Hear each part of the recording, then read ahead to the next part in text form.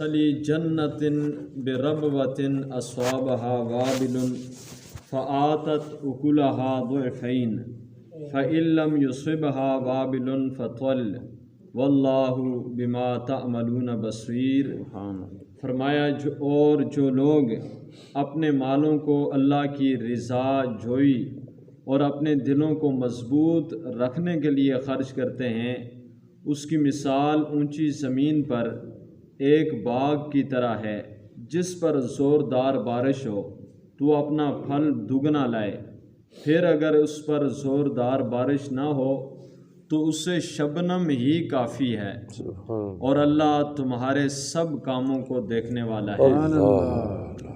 اَیَوَدُّ أَحَدُکُمْ أَن تَکُونَ لَهُ جَنَّةٌ مِّن نَخِیلٍ وَأَعْنَابٍ تَجْرِی مِن تَحْتِہَا الْأَنْہَارُ لَهُ فِیہَا مِن کُلِّ الثَّمَرَاتِ وَأَصَابَهُ الْکِبَرُ وَلَهُ ذُرِّیَّةٌ ضُعَفَاءُ فَأَصَابَهَا إِعْصَارٌ فِیہِ نَارٌ فَاحْتَرَقَتْ کَذَلِکَ یُبَیِّنُ اللَّهُ لَکُمُ الْآیَاتِ لَعَلَّکُمْ تَتَفَکَّرُونَ۔ کیا تم میں سے کوئی شخص یہ پسند کرتا ہے کہ اس کا کھجوروں اور انگوروں کا ایک باغ ہو اور اس کے نیچے دریا نہریں بہہ رہی ہوں، اس کے لیے اس باغ میں ہر قسم کے پھل ہوں، اور اس کو بڑھاپا آ جائے اور اس کے چھوٹے چھوٹے بچے ہوں، تو اچانک اس باغ میں گرم ہوا کا ایک بگولا آئے جس میں آگ ہو اور وہ باغ جل جائے۔ اللہ تمہارے لیے اسی طرح آیتیں بیان فرماتا ہے تاکہ تم غور و فکر کرو۔ اس پورے رکوع میں آپ نے سماعت فرمایا کہ اللہ تعالیٰ نے انفاق فی سبیل اللہ، یعنی اللہ کی راہ میں خرچ کرنے کے، قرآن نے خرچ کرنے کی عظمت کو بیان فرمایا ہے پورے اس رکوع میں۔ اور یہ جو پہلی آیت مبارکہ پڑھی گئی، تلاوت ہوئی، اس میں اللہ نے یہ مثال دی ہے کہ جو لوگ اپنے مالوں کو اللہ کی رضا حاصل کرنے کے لیے اور اپنے دلوں کو مضبوط رکھنے کے لیے، یعنی ایمان میں تقویت پہنچانے کے لیے اپنا مال اللہ کی راہ میں خرچ کرتے ہیں، تو اللہ نے ان کی مثال بیان کی ہے۔ اور مثال اللہ نے ایک بندہ مومن کی کس سے دی؟ ایک ایسے باغ سے دی کہ جس پر اگر زوردار بارش ہوتی ہے، موسلا دار بارش ہوتی ہے، تو وہ پھل دگنا لاتا ہے،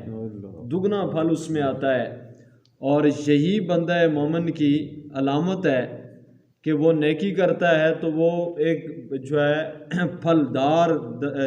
جو ہے وہ باغ کی طرح پھل جاتا ہے، اس کی نیکیاں اس طرح ترقی کرتی ہیں۔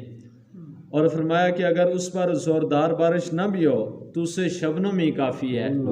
یعنی جب انسان چھوٹا سا عمل بھی کرتا ہے اور وہ صرف اللہ کی رضا کے لیے کرتا ہے تو اس کی مثال شبنم ہی سے دی گئی، ٹھیک ہے، رات کو جو تریڑ پڑتی ہے اس سے دی گئی کہ انسان اگر رضا جوئی کے لیے صرف تھوڑا سا ہی عمل کرتا ہے تو اللہ تعالیٰ پھر بھی اس کو باغ کی طرح جو ہے وہ باغ بہار بنا دیتا ہے۔ اور آگے اللہ نے فرمایا اللہ تمہارے سب کاموں کو دیکھنے والا ہے، یعنی اللہ کو پتہ ہے کہ کون کیا کر رہا ہے، اللہ تو دلوں کے حالات کو جانتا ہے۔ اور اگلی آیہ مبارکہ میں جو چیز بیان کی گئی اس سے پہلے ایک اور بات بھی مفسرین نے لکھی ہے، کافی ساری باتیں لکھی ہوتی ہیں آیات کے تحت میں سمجھانے کے لیے۔ ایک بات یہ بھی آتی ہے کہ اللہ کی راہ میں خرچ کرنے سے انسان پر اللہ کی رحمت کس طرح برستی ہے۔ اس طرح برستی ہے کہ حضرت سلیمان علیہ السلام کے دور میں ایک شخص تھا اور اس کے سین میں ایک درخت تھا، تو اس درخت پہ کسی کوگی نے، یہ ایک پرندہ ہوتا ہے کوگی، اس کو ہم اپنی زبان کوگی کہتے ہیں، اس کوگی نے انڈے دے دیے۔ تو اس نے جب اس بندے نے دیکھا، سلیمان علیہ السلام کے امتی نے دیکھا کہ اس پر انڈے ہیں، وہ اوپر چڑھا، انڈے اتار کے وہ کھا گیا۔ تو وہ کوگی اپنا مقدمہ لے کے حضرت سلیمان علیہ السلام کی بارگاہ میں چلی گئی نبی کی بارگاہ ہے، یہاں تو پرندے بھی اپنی فریاد پیش کرتے ہیں۔ بارگاہ نبوی میں جب حاضر ہوئی اور اس نے اپنا مقدمہ پیش کیا، حضرت سلیمان علیہ السلام نے اسے اپنے غلام کو بلایا اور اسے سمجھایا کہ تو نے اس غریب کے انڈے کھا لیے ہیں تو یہ شکایت کر رہی ہے، آئندہ ایسا کام نہیں کرنا۔ وہ دوبارہ گئی کوگی اور اس نے دوبارہ انڈے دیے اپنے موسم میں۔ تو یہ شخص اس نے جب انڈے دیکھے تو اب اس کے ذہن میں تو تھا کہ اللہ کے پیغمبر نے منع کیا ہے، اور ساتھ ہی اس کی بیوی نے بھی دیکھ لیے۔ اب بیویاں اگر انسان خامند کو اچھے راستے پہ لگائیں تو بیویاں جنت ہیں دنیا میں، اور اگر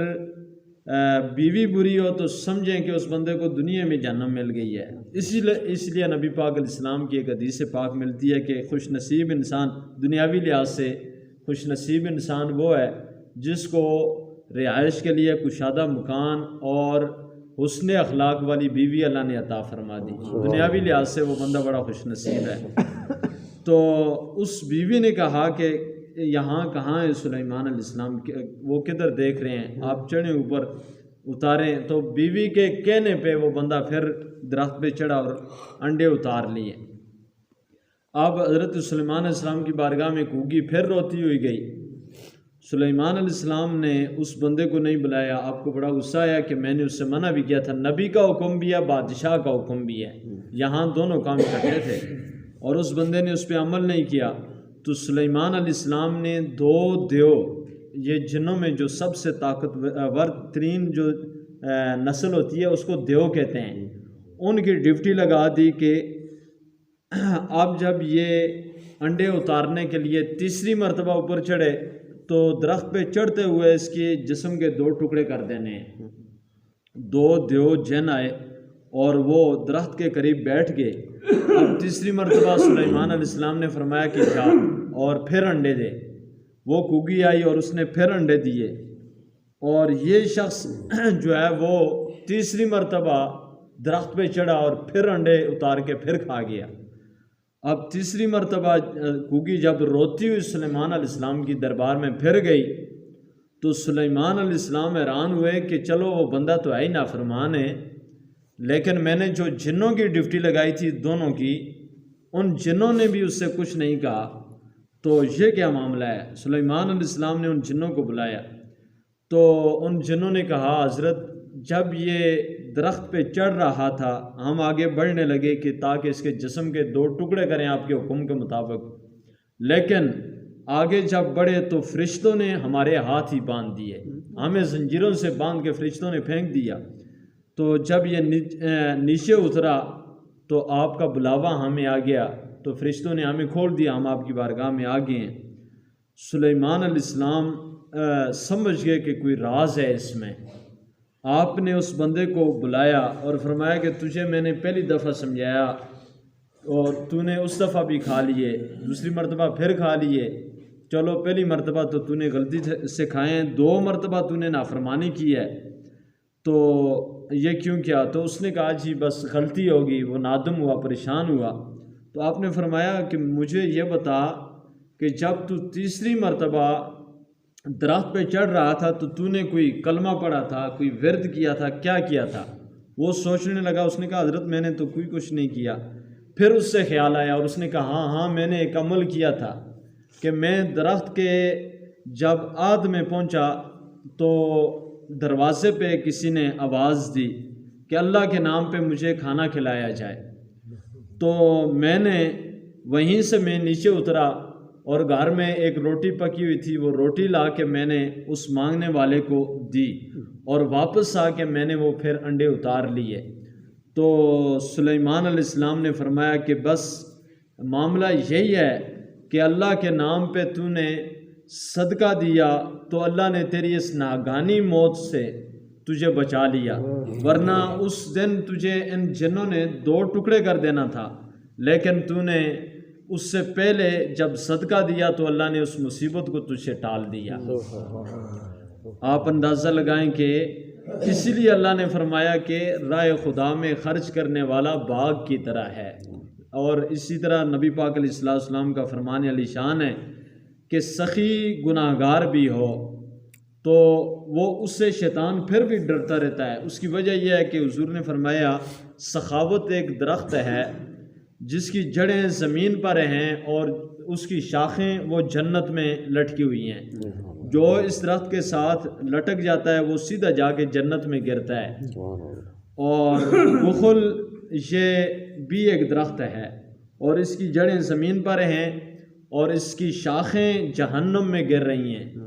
اس بخل کے ساتھ، اس درخت کے ساتھ جو لٹک گیا وہ سیدھا جہنم میں جا کے گرتا ہے۔ تو اس لیے شیطان، سخی انسان اگر گناہ گار بھی ہو تو وہ ڈرتا رہتا ہے، شیطان کو یہ غم لگا رہتا ہے کہ یہ بندہ سخاوت کی وجہ سے چونکہ یہ اس درخت پہ چڑھ رہا ہے تو یہ سیدھا جنت میں جا کے گرے گا، تو اس وجہ سے وہ ڈرتا رہتا ہے کہ کہیں یہ جنت میں نہ چلا جائے اپنی سخاوت کی وجہ سے۔ اور اگر کنجوس بندہ، بخیل بندہ اگر وہ نیک بھی ہو تو شیطان اس سے مطمئن ہوتا ہے، وہ کہتا ہے اگرچہ یہ نیک ہے لیکن ایسے راستے پہ لگا ہوا ہے یہ جو سیدھا جہنم میں جاتا ہے، تو اس لیے اس سے بیغام ہوتا ہے۔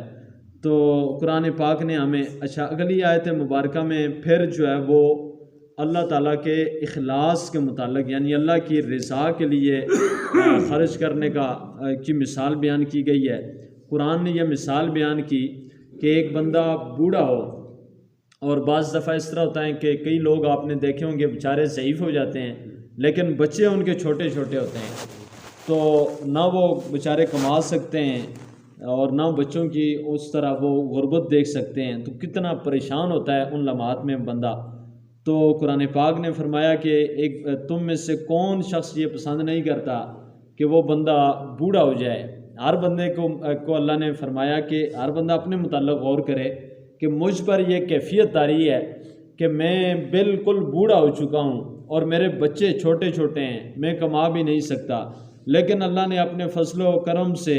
مجھے ایک ایسا باغ عطا کیا ہے جس میں کھجوریں بھی ہیں، جس میں انگور بھی ہیں، اور اس کے علاوہ کافی سارے اس میں پھل ہیں۔ تو وہ باغ جو ہے ظاہر ہے اس بندے کے بڑھاپے کا سہارا ہے، ٹھیک ہے۔ اس باغ کی آمدن جو ہے اس سے اس کے چھوٹے چھوٹے بچے پلتے ہیں۔ تو اللہ نے فرمایا کہ اب غور کرو کہ کون شخص یہ چاہتا ہے کہ وہ باغ کوئی ایسی ہوا آئے کہ اس باغ کو جلا ہی ڈالے، جس طرح آسمانی بجلی ہے، آسمانی بجلی اس پہ گری اور وہ پورا باغ جل گیا تو اس انسان کی کیا کیفیت ہوگی۔ اسی طرح اللہ نے فرمایا کہ ریاکار کی یہ مثال ہے کہ وہ ساری نیکیاں لے کے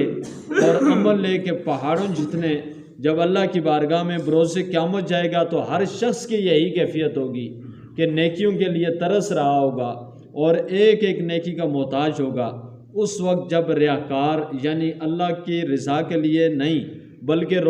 لوگوں کو دکھانے کے لیے بندہ عمل کرتا رہا ہوگا، اور عمل اتنے ہوں گے کہ پہاڑوں جتنے ہوں گے، ٹھیک ہے، تو جب اللہ کی بارگاہ میں حاضر ہوگا تو وہ ریاکاری آئے گی اور اس کے سارے اعمال کو وہ جلا کے راکھ کر کے ڈال دے گی، ٹھیک ہے۔ اس یعنی لمحات کے اندر جب بندہ سخت محتاج ہوگا ایک ایک نیکی کا بھی، اس وقت اس کی پہاڑوں جتنی نیکیاں اگر جل جائیں تو یہ کتنی بڑی مصیبت ہوگی۔ اس لیے اللہ تعالیٰ نے فرمایا کہ ریاکاری سے بچا جائے، یعنی لوگوں کو دکھانے کے لیے کوئی عمل نہ کیا جائے۔ تو